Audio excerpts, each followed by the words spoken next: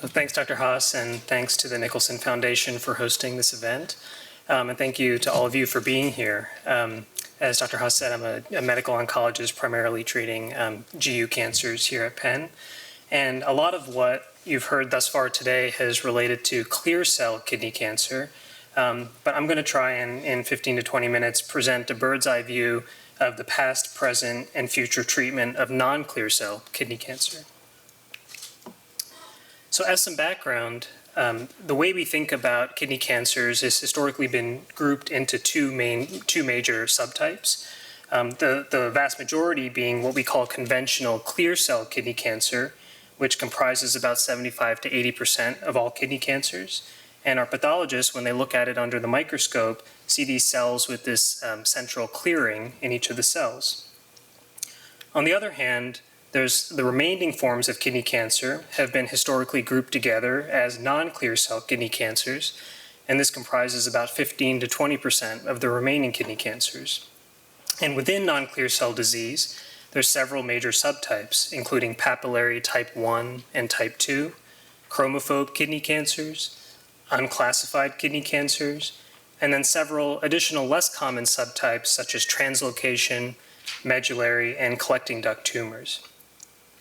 In addition, there's a variant called sarcomatoid kidney cancer, which can actually be admixed with any of these various RCC subtypes and generally portends what tends to be a more aggressive clinical course. But what I would really like to emphasize today is that our understanding of the treatment of non-clear cell disease has clearly been evolving over the last several years, where instead of viewing this as a single uniform entity, we've begun to appreciate that this actually represents a spectrum of different diseases, all with distinctive molecular and genetic alterations, differing clinical courses, and variable responses to treatment. So historically, in the past, the majority of the initial studies for the treatment of kidney cancer evaluated agents specifically for those patients with clear cell disease. And again, this represents the vast majority, or 80% of patients. And unfortunately, we've had little consensus as a community regarding the best treatment practice for those patients with non-clear cell disease, or that remaining 20%. And so, for example, if we look at our national treatment guidelines for those patients with clear cell kidney cancers, we see these very well-characterized and well-defined treatment options for patients with favorable, intermediate, or poor risk disease. So we have many options to choose from. On the other hand, if we look at those same treatment guidelines for non-clear cell kidney cancers, we see a lot of empty space, largely because we don't have a strong evidence base to inform our optimal treatment options. And historically, there's been two randomized trials that evaluated systemic treatments specifically for non-clear cell disease. And these were called the ESPN and ASPEN clinical trials.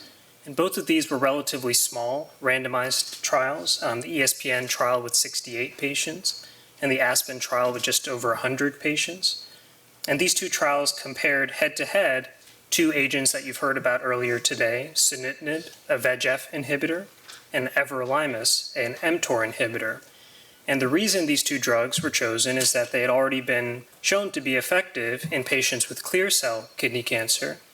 And so now the goal was to see if we can extrapolate those treatments to those patients with non-clear cell disease. And these are Kaplan-Meier survival curves, and as Dr. Plomek nicely described, these are essentially descriptive analyses on how patients do over time. And looking at these curves, both with the ESPN trial and the ASPEN trial, we saw a suggestion that those patients who were receiving sunitinib fared slightly better than those who were receiving the mTOR inhibitor everolimus. And so our conclusion from this work was that VEGF-directed therapies became the de facto standard treatment for non-clear cell disease, although recognizing that we were extrapolating from the treatments for clear cell disease, and we recognized that these were overall modest clinical outcomes. So moving to the present day, we've begun to change our thinking in terms of how we think about non-clear cell kidney cancer, where instead of acting as lumpers, we've begun to think more as splitters and recognize that this is truly a heterogeneous disease group, where each subtype bears a distinct biology. And this has led to an improved understanding of the molecular underpinnings of each subtype, as you heard from Dr. Srinivasan earlier today. And this includes the defining characteristics based on chromosomal alterations, tumor metabolism, among other molecular and genetic changes. And a lot of this improved understanding has come from a variety of collaborative projects, the largest of which was the Cancer Genome Atlas. And this was a collaborative endeavor that sought to create comprehensive maps of the key genomic changes in various cancers. And in fact, over the last decade, we've had a variety of landmark research papers that have characterized clear cell kidney cancer, as well as some non-clear cell subtypes, including papillary kidney cancer and chromophobe kidney cancer. And we've begun to improve our understanding of these various tumor types. So in clear cell disease, as you've heard earlier today, we've recognized that some of the prime oncogenic events are, for example, inactivation of a tumor suppressor gene called von Hippel-Lindau, as well as many other mutations in chromatin remodeling pathways, among others, that lead to the development and progression of clear cell kidney cancer. On the other hand, as you heard, with papillary kidney cancer broken up into type 1 and type 2, we've seen that there's activating mutations and alterations in the MET proto-oncogene, which can lead to the development or progression of type 1 kidney cancer, as well as a variety of different alterations that are different in type 2 kidney cancer, papillary kidney cancer. And finally, in chromophobe kidney cancer, a variety of mutations, including alterations in what we call the TERT promoter region, changes in mitochondrial function, among others. And so certainly, we wouldn't want to memorize these lists, but I think it illustrates that there are areas of overlap with clear cell kidney cancer, but also some very important and unique differences with each of these subtypes relative to the conventional kidney cancer. So as we start to think about how we use this information to improve the treatments for patients with non-clear cell disease, we're really starting to have a change in treatment paradigm, where instead of simply extrapolating treatments from clear cell kidney cancer and testing them in non-clear cell patients, it would be ideal to have biology-driven clinical trials that assess specific treatments for specific non-clear cell subtypes. And this certainly won't be easy, because on the one hand, we'll have significant challenges with trying to accrue patients for what are generally uncommon kidney cancers. But on the other hand, we stand to derive great benefit from testing these rational and biologically driven treatment strategies in patients that have hopefully a more uniform biology. And this will really involve very collaborative efforts. So I just wanted to give some examples of how this is starting to be done for patients with non-clear cell disease. And this is one example of an international or North American study looking at specifically papillary kidney cancer, both type 1 and type 2, and this sort of is based on the premise of what we heard earlier today about this idea that this MET oncogene is involved in the promotion of papillary kidney cancers, particularly type 1. And what the study seeks to do is use 3 different MET inhibitors, so the drugs cabozantinib, savolitinib, and crizotinib, and test them against the de facto standard treatment, sunitinib, the VEGF inhibitor. And more recently, this has become essentially a 2-horse race between the drugs sunitinib and cabozantinib, and this study is nearing its full accrual, where hopefully we'll begin to determine whether this might be a viable approach. I know in a lot of the pre-symposium questions, a lot of people had questions about immune therapy for non-clear cell disease. So I wanted to spend a few minutes on that. We've heard so much about how immune therapy has become such an important component of the treatment of clear cell kidney cancer, but what about non-clear cell patients?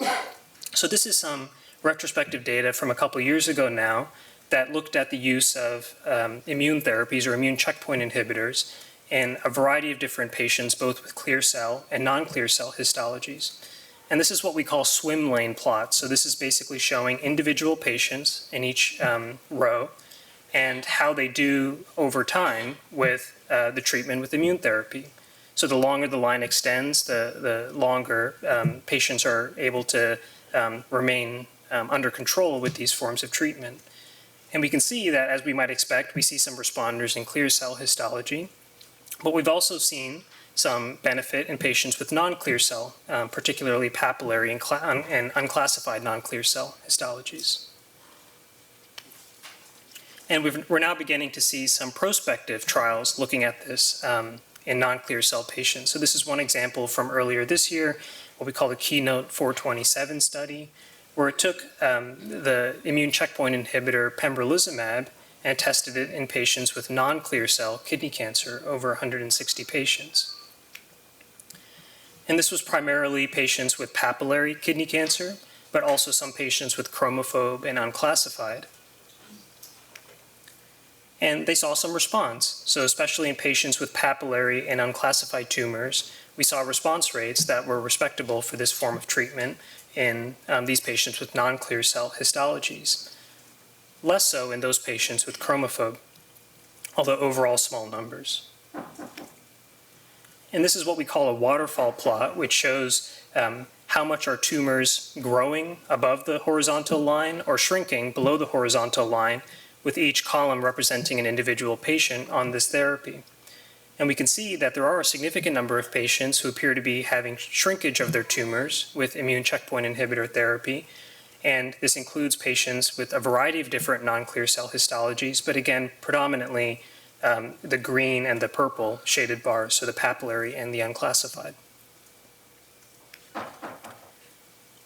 And then I wanted to highlight one particular variant, which is the sarcomatoid kidney cancers, because this is one area where immune checkpoint inhibition has definitely gained a stronghold for the treatment of these patients.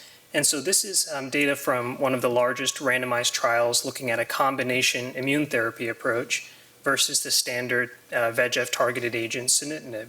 And again, these are waterfall plots showing tumor growth or shrinkage. And we can see with the combination immune therapy approach, these patients with sarcomatoid kidney cancer appear to have a significant amount of tumor shrinkage relative to the VEGF inhibitor. Unfortunately, this shrinkage in tumor translates into what we care about most, survival benefit. We're looking at intermediate and poor risk patients, again with this sarcomatoid histology. We see significant survival improvement in those patients receiving the combination immune therapy relative to those patients receiving the VEGF tyrosine kinase inhibitor. So in conclusion, in thinking about the treatment of non-clear cell kidney cancer, especially as we move to the future, it's clear that our understanding of this disease is evolving. We know now that non-clear cell RCC represents unique subtypes with distinct molecular alterations and varying clinical courses. And we're beginning to understand through things like the Cancer Genome Atlas the areas of overlap and difference with conventional clear cell kidney cancer. And in the future, our clinical trials will hopefully evaluate treatment strategies that target the unique biology of each subtype.